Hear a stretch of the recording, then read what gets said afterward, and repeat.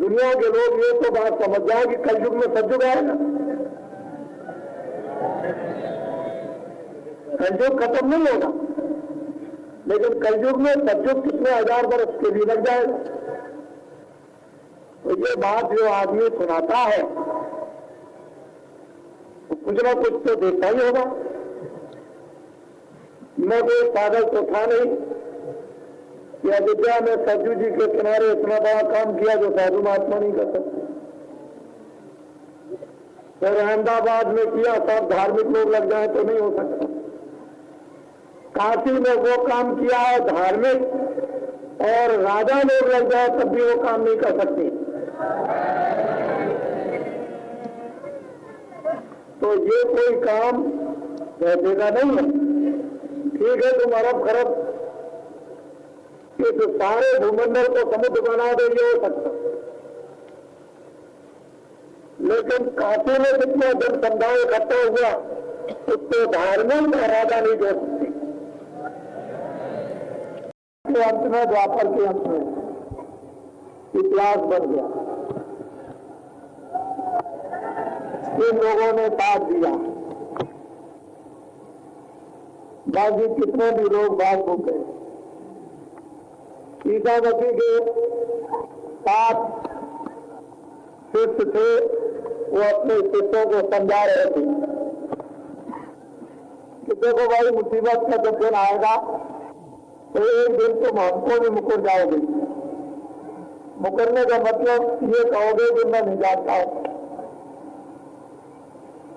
अभी तो तुम लोग ऐसा समझते हो कि मैं सबसे पहले काला पिष्ट और सबसे श्रेष्ठ, मुझसे बढ़कर के और कोई नहीं हो सकता।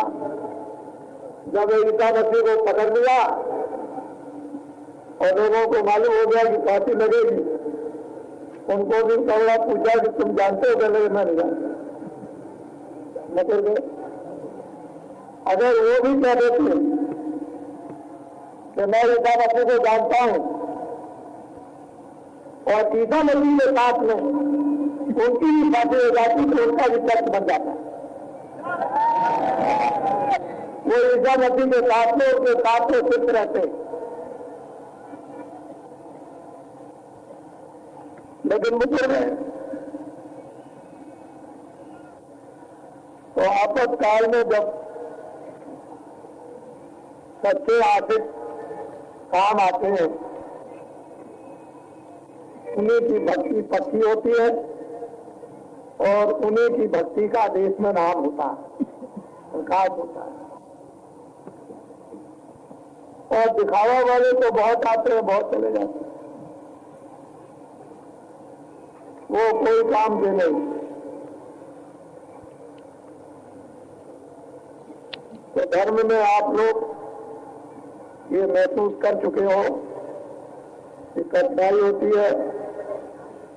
सतयुग का पैगाम सुनाया जा रहा, संदेशा दिया जा रहा कि कलयुग में सतयुग आएगा।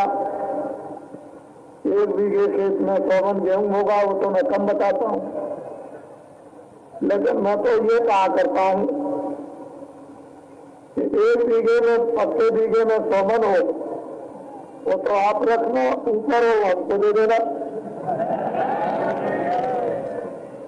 100 मन से ऊपर हो वो हमको दे देना, ये हमारा आपका ठेका हो जाए। पर ऐसा नहीं है कि ऊपर हो जाए, बदल जाओ कि नहीं नहीं नहीं, हमने तो नहीं कहा था, अब हम नहीं देंगे। ऐसा नहीं तो फिर ये तुम्हारी बेईमानी समझी जाएगी।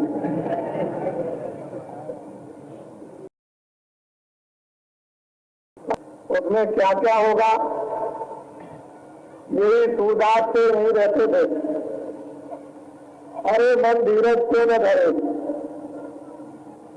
हे मन की धीरज क्यों नहीं धरता? वक्त का इंतजार कर, समय की प्रतीक्षा कर। सम्मत 2000 के ऊपर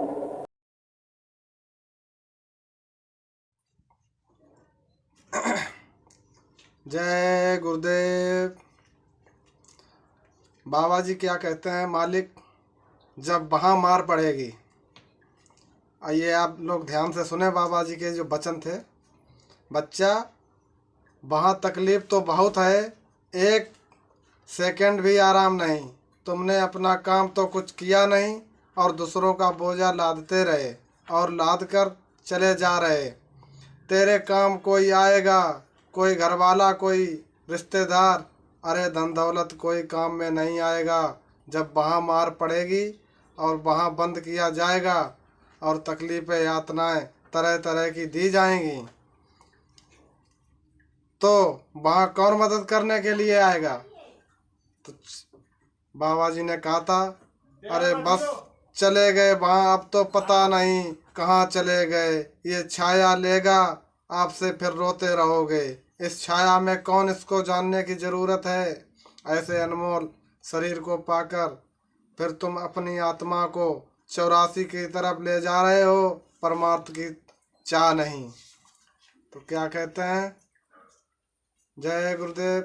संसारियों की तरह सिर मत पटको, जाने वाले को कोई रोक नहीं सकता और रहने वाले को कोई भेज नहीं सकता। जो जाने वाला है वो तो जाएगा, तुम क्यों उसकी लिए रोते हो। संसारियों की तरह सिर मत पटको, ये सोचो मालिक की ऐसी ही इच्छा थी, इसमें किसी का दोष लगाने की ज़रूरत नहीं। तुमने ऐसा नहीं किया, वैसा नहीं किया, इसमें किसी का दोष नहीं। बात यह है कि पूंजी खत्म हो गई। जब वासनाओं का खिंचाव रहता है तो अंदर की बड़ी तकलीफ रहती है। जब आखिरी समय हो तो किसी भी संत मत की प्रार्थना सुनाओ, उसे मालिक के नाम का उच्चारण कराओ। ऐसा नहीं कि उसको ऐसा इंजेक्शन लगवा दिया कि जाने वाले उसी नशे में चला गया। यदि कुछ चला जाए तो कुछ नहीं, मालिक और दे देगा, इससे भी अच्छा दे देगा। किसी का लिया होगा, यदि कुछ सामान कोई उठा ले जाए तो समझो हमने किसी का लिया था। ये मालिक के वचन है। ले लिया, जुग जुग का जिसका लिया है वह जवाई बन जाएगा, लड़की भतीजा बनकर ले जाएगा। झूठ बोलकर धोखा देकर ये अदला बदला जो जिसका जैसा है वो तो होना ही है, वह होगा ही। तो भजन करो, जो चीज़ बिगड़ने वाली है बिगड़ेगी, तुम उसके पीछे क्यों पड़े हो। जो हो रहा गुरु की कृपा से हो रहा, तभी साधक कुछ कर सकता है। दुख आता रहे, टीस मारता रहे और मालिक की याद दिलाता रहे। दुख की घड़ी सबसे बेहतर है। जब आप लोगों को दुख पड़ेगा तभी मालिक को याद करते हो, सुख में कौन याद करता है। तो जिससे मालिक याद आता है, दया मेहर से दुख आता है। घबराना नहीं चाहिए। और मालिक क्या कहते हैं, वाद विवाद मत करो, उनकी बातों को मत पकड़ो, वरना मन शब्द नाम को ही सुनेगा और इन्हीं बातों को पकड़े रहेगा। एक दूसरे को कटु उत्तर मत दे, चुपचाप रहो। वाद विवाद मत करो, जिससे जहर फैलता है। लड़ाई झगड़ा करने से चिंतन कर सकते हो ना भजन कर सकते हो। किसी के बारे में कुछ मत बोलो। जो लोग दूसरे की बुराई करते हैं वह भारी बोझ लादते हैं। क्यों पहाड़ लादते हो अपने ऊपर। आपको भगवान को देखना है, उसका चमत्कार का इंतजार करें। इस जमाने में बहुत कम लोग हैं जिन्हें अपनी जीव कल्याण की फिक्र है। इस दुनिया में मौन साध लो, चुप हो जाओ। चुप रहकर सब कुछ मालिक की मौज पर छोड़ दो और भजन करो। क्रोध को पियो, अगर नहीं पियोगे तो तुम्हारा काम नहीं बन सकता, वो तो मालिक की मर्जी है। बर्दाश्त करें, अपना कुछ काम नुकसान भी हो जाए तो भी बर्दाश्त करें। परिवार में रहकर थोड़ा बर्दाश्त करना सीखो। किसी को भी कीमत पर तुम बर्दाश्त कर जाओ, कोई कुछ भी कहे आप कान बंद कर लो। समय बड़ा खराब है, पार कर ले न जाओगे, बहुत सुखी रहोगे। अपने को बच्चा बनना तो महात्मा और भगवान को प्यार में डुबा ले। दीनता से विरह आती है और भाव जगेगा संत दीनता का रूप है। महात्माओं से उस वस्तु को भिखारी बनकर मांग लो। दीनता निर्धनता गरीबी में भजन होता है। दीनता उसको घाट पर ले आती है। मान बढ़ाई बर्बाद कर देती है। दीन बने नहीं दया हुई नहीं। वह सेवक सेवक नहीं जो किसी से विरोध करे।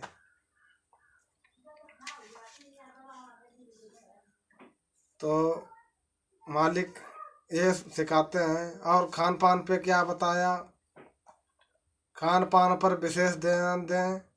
गुरु के पास पहुंचते ही गुरु ने कहा कि आज ज़्यादा बोझा लाद कर लाए हो, ऐसी गलती कभी मत करना। एक किसी के यहाँ भोजन कर हर किसी के यहाँ भोजन मत करना। जो लोग आध्यात्मिक साधना में लगे हुए हैं उन्हें खान पान पर विशेष ध्यान देना चाहिए। जो व्यक्ति शाकाहारी नहीं, उनके साथ रहने संग दोष लग जाएगा, भजन नहीं बनेगा। भजनानंदियों का भोजन एक वक्त का होना चाहिए।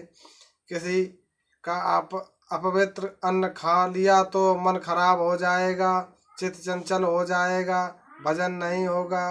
किसी सत्संगी के यहाँ संकोच में भोजन नहीं करना चाहिए, क्योंकि एकाएक कर्म नष्ट नहीं होते हैं। बर्तन का परहेज होना चाहिए। होटलों में क्यों खाते हो? किसी दुकान पर मत खाओ। तुम चाय पीते हो, ये ठीक नहीं। वह अशुद्ध वनस्पति डालडा खाना बंद करो। जहाँ खा लिया, जहाँ चाह बैठा, अगर कोई डॉक्टर तुमसे कहे कि अंडा मांस खा लो तो ठीक हो जाओगे? नहीं। तुम भूल कर भी मत खाना, भारी अपराध लग जाएगा। अंडा कोई मत खाना, नहीं तो सीधा रास्ता नरक का हो जाएगा। इसका ध्यान में रखना। ये पाप कर्म हिंसा अशुद्ध आहार का सेवन करोगे तो तुमको नरकों में जाना जरूर है। अरे मैं तुम्हें बचा नहीं सकता। गुटखा खाने कैंसर से हो जाता। गुटखा खाते क्यों? शराब एक नासिक हैवानी नशा है। शराब जैसे दूषित चरित्रहीन नशे को सब लोग छोड़ दो। जय गुरुदेव।